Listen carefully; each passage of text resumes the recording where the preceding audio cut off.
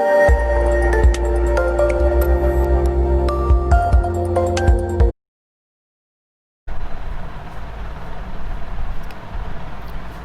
Everyone, नमस्कार। आज के इस वीडियो में हम लोग पढ़ने वाले हैं कक्षा 8 का साइंस चैप्टर नंबर 14 चुंबकत्व। तो क्या होता है चुंबकत्व, उनके बारे में हम लोग जो उनका महत्वपूर्ण प्रश्न अभ्यास है उनके बारे में इस वीडियो के माध्यम से हम लोग पढ़ेंगे। सबसे पहले आइए देखते हैं पहला प्रश्न अभ्यास यहाँ पे जो दिया गया है वो बहुविकल्पी है, यानी कि एक प्रश्न दिया गया होगा जिसके 4 ऑप्शन होंगे, यानी 4 उत्तर होंगे और सही उत्तर के सामने हमें सही का निशान लगाना है। जैसे कि यहाँ पे पहला प्रश्न दिया गया है कि चुंबक द्वारा आकर्षित होता है। तो चुंबक द्वारा क्या चीज़ आकर्षित होता है? आपने बहुत बार अगर बचपन में देखा होगा, अगर आपने कभी चुंबक देखा होगा, हाथों में लिया होगा तो आपको उसको चिपकाते होंगे। अगर कहीं लोहे की वस्तु मिलती थी, अगर उस पर आप रख देते तो वो चिपक जाता था, यानी कि कहीं ना कहीं उसकी तरफ आकर्षित हो जाता था। तो इसमें 4 ऑप्शन दिए गए हैं। पूछा गया है कि ये बताइए कि चुंबक द्वारा कौन सी चीज़ें आकर्षित होती हैं। तो पहला ऑप्शन है लकड़ी का बुरादा, दूसरा ऑप्शन है कांच का बुरादा, तीसरा ऑप्शन है लोहे का बुरादा, जबकि चौथा ऑप्शन है तांबे का बुरादा। तो आप जैसे आपको अब पता ही चल गया होगा कौन सा इसका राइट आंसर होगा, यानी कि जो लोहे का बुरादा होता है, अगर हम उसके सामने चुंबक को लाते हैं तो कहीं ना कहीं जो हमारा लोहा होता है वो चुंबक द्वारा क्या होता है आकर्षित हो जाता है। अगर छोटा पार्टिकल्स है, अगर लोहा बड़ा होगा तो क्या चुंबक जो होगा लोहे की तरफ आकर्षित हो जाता है। तो इस प्रकार से इसका राइट आंसर हो जाएगा ऑप्शन नंबर 7। अगला प्रश्न है स्वतंत्रता पूर्वक लटकते हुए चुंबक रुकता है। अगर कोई चुंबक स्वतंत्रता पूर्वक लटक रहा है, यानी कहीं ना कहीं अगर आप चुंबक का निडल की बात करते हैं, आप अक्सर देखते होंगे इसमें जो लेटेस्ट में जो आपके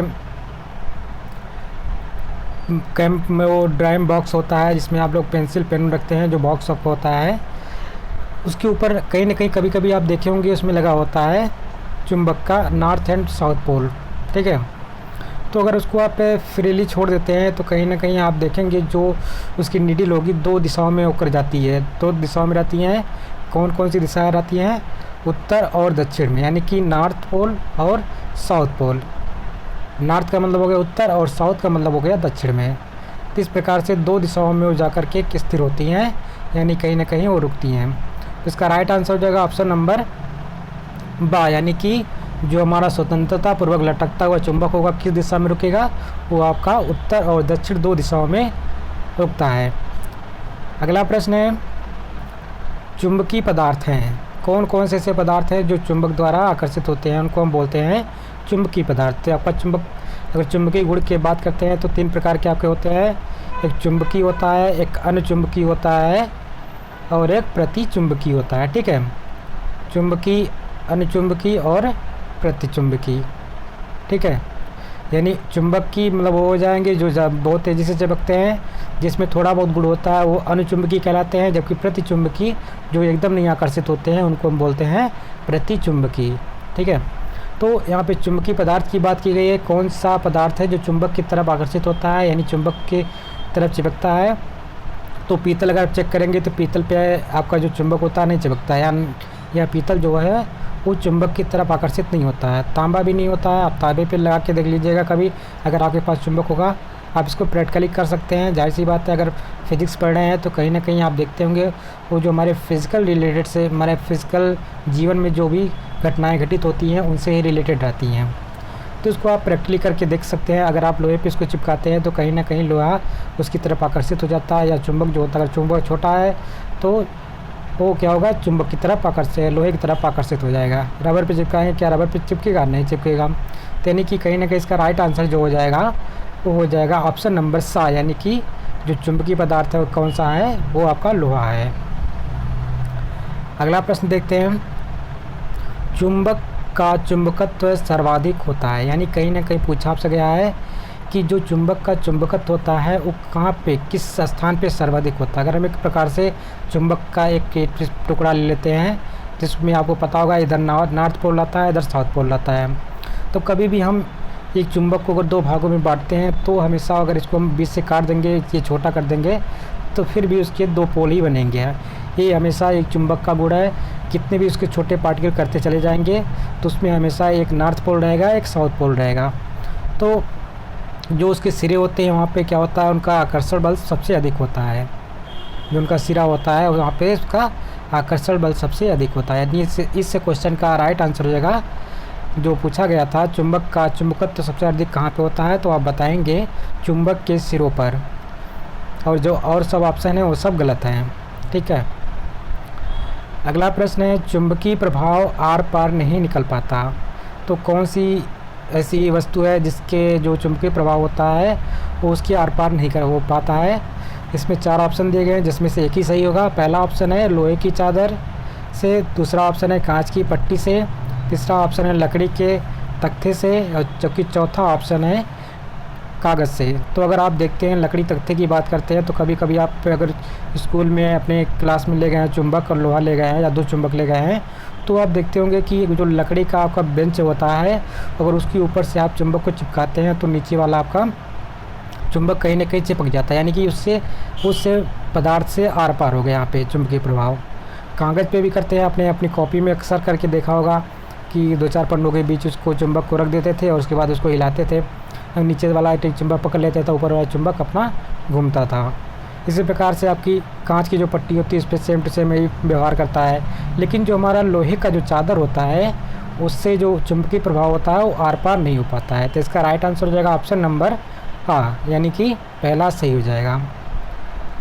प्रश्न नंबर 2 यहाँ पे दिया गया है, रिक्त स्थानों की पूर्ति करनी है। कुछ है पहले से यहाँ पे विकल्प दे रखे हैं आपको, वही इस यहाँ पे खाली स्थान में आएगा। पहला तो ऐसे यहाँ पे पहला विकल्प है आकर्षित, दूसरा उत्तरी, तीसरा दक्षिणी, प्राकृतिक, कृत्रिम, ध्रुवों और चुंबकीय। कहीं ना कहीं इन्हीं में से आपको जो यहाँ पे राइट आंसर हो जाएगा, जो खाली स्थान होगा उसको इन्हीं शब्दों से उसको पूरा करना है, उसको भरना है। जैसा कि पहला यहाँ पे पहला आपका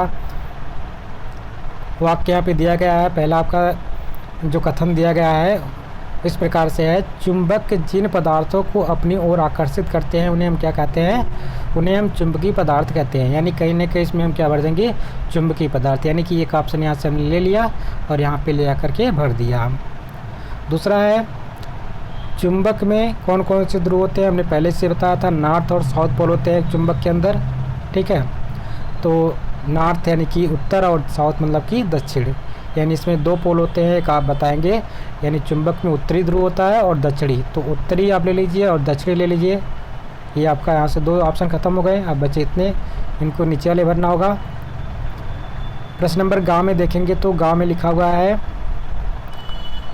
चुंबक के यहाँ पे खाली स्थान है को एक दूसरे से अलग नहीं किया जा सकता है।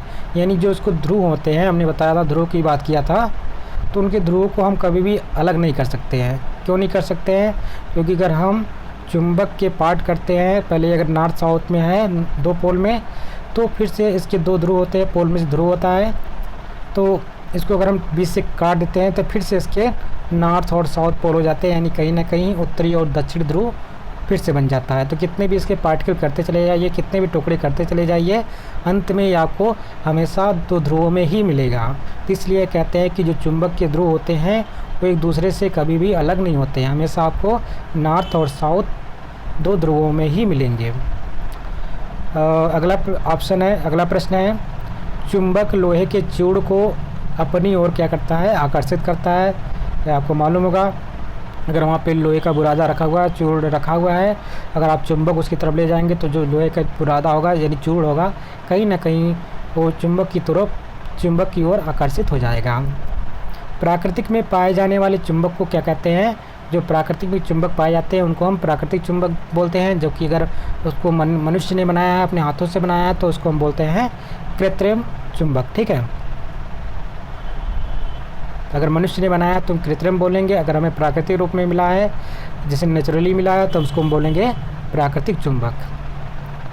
अगला प्रश्न है, यहाँ पे सही कथन के सामने सही तथा गलत कथन के सामने हमें गलत का निशान लगाना है। जैसे कि यहाँ पे पहला कथन दिया गया है, चुंबक कांच के छोटे छोटे टुकड़ों को आकर्षित करता है। तो कभी भी आप चेक करेंगे जो चुंबक होगा क्या वो कांच के टुकड़ों की तरफ, कांच को टुकड़ों को आकर्षित करता है, कभी भी नहीं करेगा। यानी कहीं ना कहीं ये विकल्प आपका गलत है। तो इसके सामने हम गलत का निशान लगा देंगे। स्टेनलेस स्टील के बर्तनों की जांच चुंबक से नहीं की जा सकती है। तो जो हमारे स्टेनलेस स्टील होते हैं, अगर उनकी जांच करनी है तो हम चुंबक के माध्यम से उनकी जांच कर सकते हैं, लेकिन यहाँ पे बोल दिया है नहीं की जा सकती, इसलिए ऑप्शन ये क्या हो जाएगा, गलत हो जाएगा। चुंबक के समान ध्रुवों में आकर्षण होता है। तो हम बात करते हैं जो चुंबक के समान ध्रुव कभी एक दूसरे को आकर्षित नहीं करते हैं, ठीक है। सब पहली बात, अगर हम नॉर्थ को एक साथ नॉर्थ वाले पोल को नॉर्थ की तरफ लेकर आते हैं दूसरा चुंबक, तो क्या होंगे, एक चुंबक एक दूसरे को प्रत्याकर्षित करेंगे, यानी कहीं ना कहीं एक दूसरे से दूर भागेंगे। लेकिन अगर नॉर्थ और इधर साउथ लेकर आ जाए, इधर वाले पे नॉर्थ लेकर आ जाए और उधर वाले पे साउथ, यानी जो हमने दूसरा चुंबक लिया उस पे साउथ पोल कर दिया, इधर वाले पे नॉर्थ कर दिया, तो ये दूसरे को आकर्षित करेंगे। जिस प्रकार से आप देखते होंगे पॉजिटिव नेगेटिव चार्ज होता है, यानी एक दूसरे से आकर्षित होते हैं पॉजिटिव नेगेटिव, तो सेम चीज़ें इसमें भी है। जो नॉर्थ वाले यानी कहीं ना एक दूसरे के जो विपरीत ध्रुव होंगे वही ध्रुव एक दूसरे की तरफ आकर्षित होंगे, यानी कि साउथ पोल किसको आकर्षित करेगा, नॉर्थ पोल को। तो इसका राइट ये इसका ऑप्शन जो होगा वो क्या हो जाएगा, गलत हो जाएगा, क्योंकि ये आकर्षित नहीं करेंगे अगर समान ध्रुव हैं। अगर अलग अलग ध्रुव होते तो आकर्षित करता। अगला कथन है चुंबक के सिरों पर आकर्षण बल सबसे अधिक होता है। तो ये बिल्कुल सही है। अभी आपने देखा जो चुंबक के सिरे होते हैं, अगर नॉर्थ और साउथ पोल की बात करते हैं तो जो इसके सिरे होते हैं ये सिरे जो हैं ये इस पे जो आकर्षण बल होता है सबसे अधिक होता है और कई स्थानों से। और जो चुंबक से रेखाएं निकलती हैं हमेशा एक दूसरे से पैरेलल निकलती हैं, कभी एक दूसरे से काटती नहीं हैं। नॉर्थ से निकल देंगी साउथ में जाकर समाहित हो जाती हैं। तो ये रेखाएं, ये आपने पढ़ा होगा इसके बारे में। प्रश्न नंबर 4 है चुंबक के 4 गुण लिखने हैं आपको। तो आइए देखते हैं चुंबक के 4 गुण कौन कौन से हैं। उत्तर में लिखेंगे यहाँ पे पहला गुण दिया गया है लोहे के कण मिले मिश्रण से लोहे के कणों को चुंबक की सहायता से अलग किया जा सकता है। यानी कहीं ना कहीं अगर मान लीजिए कोई मिश्रण है, वहाँ पे लोहे के कण भी उसमें मिश्रित है, उसमें मिले हुए हैं, अगर उनको अलग करना है तो आप चुंबक की सहायता से उन कणों को आप अलग कर सकते हैं। दूसरा ऑप्शन है, दूसरा एक गुण है चुंबक लोहा तथा लोहे से बनी वस्तुओं को आकर्षित करता है। तो जो लोहे से बनी वस्तु होंगी या लोहा होगा उसको कहीं ना कहीं जो चुंबक होता है वो आकर्षित करता है। चुंबक की सहायता से मोटरसाइकिल, स्कूटर तथा मोटर कार में प्रयुक्त होने वाले डायनामो का निर्माण किया जाता है। जो हम जनरेटर में देखते हैं डायनामो रहता है, स्कूटर में जो डायनामो रहता है, मोटर कार में जो डायनामो रहता है, किसकी सहायता से हम लोग बनाते हैं, उस चुंबक की सहायता से बनाते हैं। इस प्रकार से अगर हम जनरेटर की बात करते हैं तो उसी डायनामो के माध्यम से ही हमें बिजली का उत्पादन होता है और हम बिजली का इस्तेमाल कर पाते हैं। अगला गुण है, लास्ट गुण है चौथा वाला, इसमें चुंबक का महत्वपूर्ण उपयोग कंपास सुई बनाने में किया जाता है, जिसकी सहायता से दिशाएं ज्ञात होती हैं। पहले हमको दिशा ज्ञात करने में बहुत तकलीफ़ होती थी, उससे फिर एक कंपास की बात होती है, कंपास बनाया गया जिसमें चुंबक की जो सुई होती है 2 दिशाओं में हमेशा रुकती है, एक तो आपका नॉर्थ और एक तो आपका साउथ, यानी नॉर्थ और साउथ 2 पोल में हमेशा रुकती हैं, जिससे हम पता कर पाते हैं कि किधर हमको जाना है। सबसे पहले इसको ज़्यादातर इस्तेमाल करते थे जो नाविक होते थे, जैसे भारत की जो खोज की थी वास्को डी गामा ने 1498 ईस्वी में, आपको पता होगा वास्को डी गामा ने भारत की खोज 1498 ईस्वी में की थी। तो ये लोग अपने साथ में एक कंपास लेके चलते थे, जिसको हम लोग इसमें आपकी चुंबक का इस्तेमाल होता है। उसमें 2 ध्रुव होते थे, उसके माध्यम से अपनी दिशाओं का खोज करते थे, यानी किस दिशा में आपको जाना है उस हिसाब से दिशा के बारे में ये बताता है। कौन बताता है, कंपास सुई। प्रश्न नंबर 5 विद्युत चुंबक से क्या अभिप्राय है, इसका उपयोग लिखिए। अभी तो आपने प्राकृतिक चुंबक के बारे में जाना, लेकिन अब मान लीजिए जो विद्युत चुंबक की बात करते हैं, यानी कि जो हम कृत्रिम रूप से बनाते हैं उनके बारे में जानते हैं। तो ये यहाँ पे बात की गई विद्युत चुंबक क्या है और उसका उपयोग कहाँ पे होता है, उसके बारे में हम जानेंगे। उत्तर में लिखेंगे विद्युत चुंबक, हेडिंग डाल लीजिएगा। यदि एक नरम लोहे की छड़ ले लीजिए, पर तार लपेट कर तार में विद्युत धारा प्रवाहित की जाए तो नरम लोहे की छड़ चुंबक बन जाती है।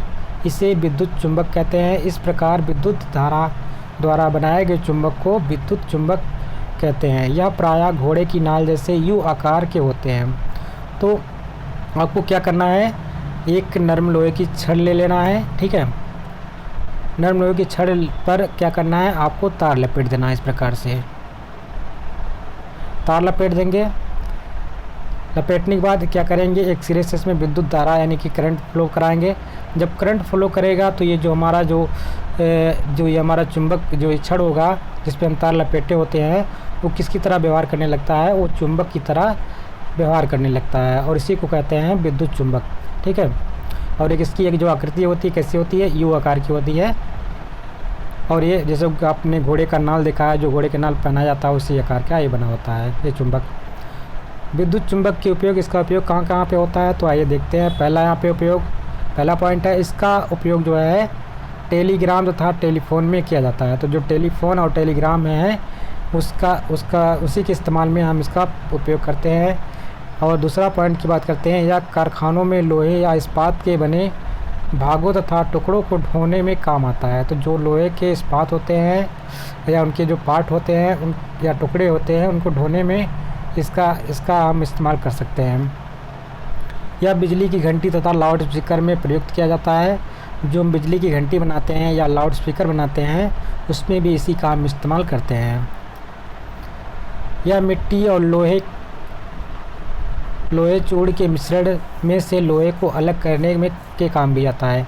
तो अगर मान लीजिए मिट्टी में लोहे के टुकड़े अगर मिले हुए हैं, लोहे के अगर छोटे छोटे कण मिले हुए हैं तो उनको अलग करना है तो हम विद्युत चुंबक की सहायता से उनको अलग कर सकते हैं।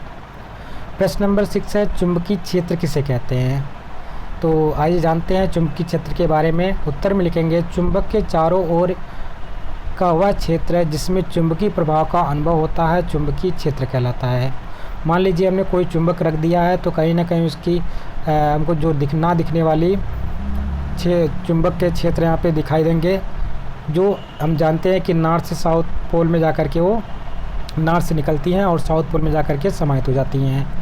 तो यहाँ से एक अदृश्य रेखाएं निकलती रहती है हमेशा। इसके क्षेत्र में एक चुंबकीय प्रभाव रहता है जिसको हम देख नहीं पाते हैं और यही हमारा जो जितनी दूरी में इसका जो प्रभाव रहता है, जितने क्षेत्र में इसका प्रभाव रहता है उसी क्षेत्र को हम बोलते हैं चुंबकीय क्षेत्र, ठीक है। प्रश्न नंबर 7, अभी जो हमने बता रहे थे उसी के बारे में यहाँ पे बात करना है। चुंबकीय बल रेखाओं को चित्र सहित परिभाषित कीजिए। तो यहाँ पे आपको चित्र दिख रहा होगा जो चुंबकीय बल रेखाएं हैं। यहाँ पे एक चुंबक रखा गया है जिसमें नॉर्थ पोल है और साउथ पोल है, ठीक है।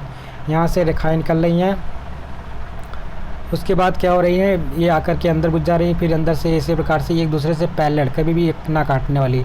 जो यहाँ से सेंटर से निकल रही हैं वो सीधी निकल के चली जाएंगी। जो थोड़ा सा ऊपर है वो क्या करती है, बहुत दूर से आकर मुड़ के आएंगी, लेकिन कहीं ना कहीं एक दूसरे से कभी ये जो रेखाएँ होंगी कभी भी एक दूसरे से नहीं टच करेंगी, यानी काटेंगी नहीं दूसरे से, हमेशा पैरेलल ही चलती रहेंगी। आप देख रहे हैं कोई रेखाएं एक दूसरे से काट नहीं रही हैं। जो चुंबक से निकल रही हैं वो निकलने के बाद सीधे फिर जाकर के नॉर्थ से साउथ में या साउथ से नॉर्थ में चली जा रही हैं।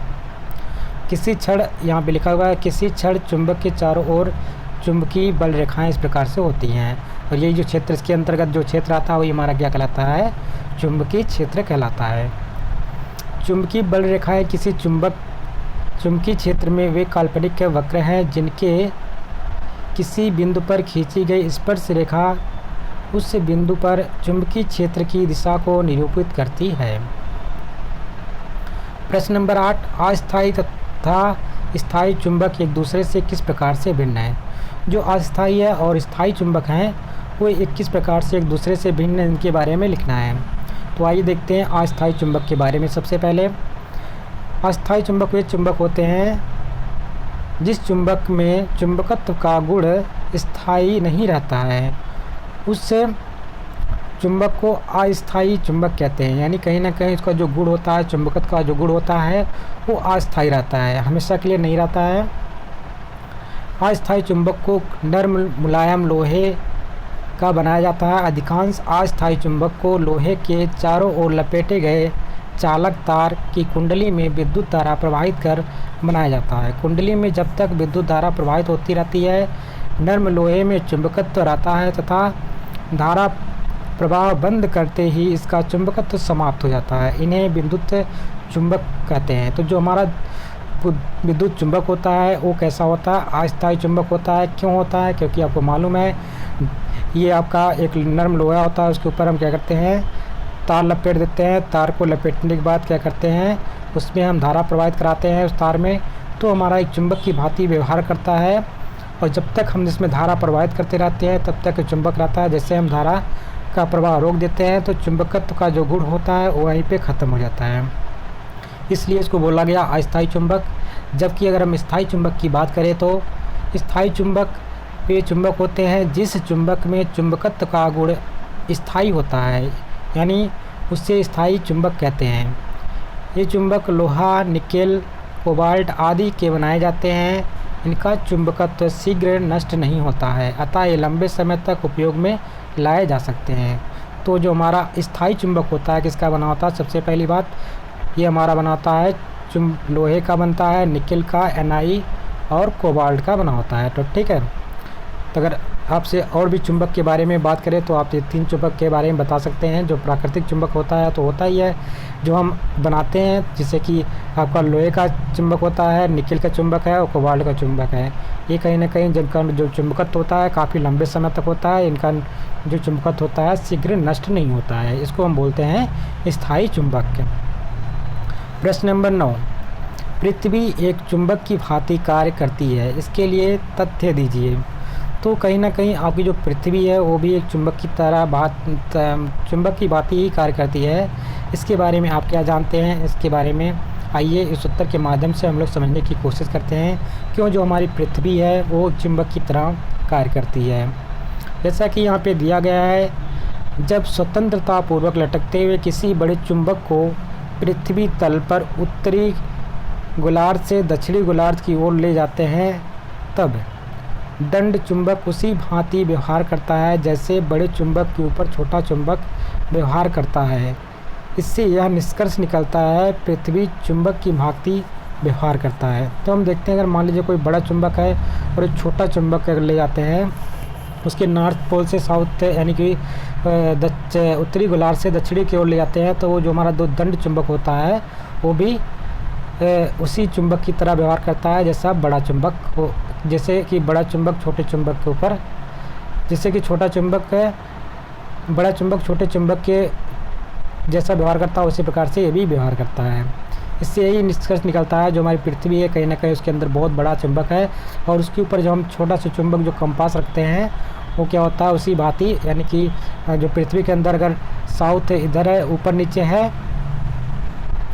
मान लीजिए पृथ्वी वाला जो बड़ा वाला चुंबक है वो कैसा है, यहाँ पे साउथ है, यहाँ पे नॉर्थ है, तो जो हम ऊपर वाला जो छोटा वाला चुंबक रखेंगे उसकी दिशा कैसी होगी, जो स्वतंत्रता पूर्वक लटता रहेगा उसकी दिशा इधर मतलब कि इधर हो जाएगा आपका साउथ, इधर हो जाएगा नॉर्थ। क्योंकि आपको मालूम होगा कि विपरीत ध्रुव एक दूसरे को आकर्षित करते हैं, तो कहीं ना कहीं जो नीचे वाला चुंबक होगा उसका ध्रुव किस प्रकार से होगा, नीचे अगर साउथ है तो ऊपर वाले में नॉर्थ रहेगा और नीचे अगर नॉर्थ है तो ऊपर वाले में साउथ रहेगा। इस प्रकार से हमको पता चल जाता है कहीं ना कहीं नीचे कोई बड़ा सा चुंबक है, यानी जो हमारी पृथ्वी है वो चुंबक की तरह व्यवहार करती है। प्रश्न नंबर 10, चुंबक को उचित रखरखाव कैसे करते हैं? जो चुंबक का उचित रखरखाव किस प्रकार से किया जाता है, क्या क्या सावधानियाँ बरती जानी है, उसके बारे में आपको यहाँ पे लिखना है। तो उत्तर में लिखेंगे चुंबक का चुंबकत्व बनाए रखने के लिए अधोलिखित सावधानियाँ बरतनी चाहिए। यहाँ पे लिख लीजिएगा अधोलिखित, जो कि सही नहीं लिखा है, अधोलिखित लिखा है, यानी कि आपको लिखना है अधोलिखित। यहाँ पे पहली सावधानी क्या है, 2 चुंबकों को आपस में ना रगड़ें। दो चुंबक अगर आपको दिए गए हैं तो उनको कभी भी एक दूसरे के आपस में ना रगड़ें।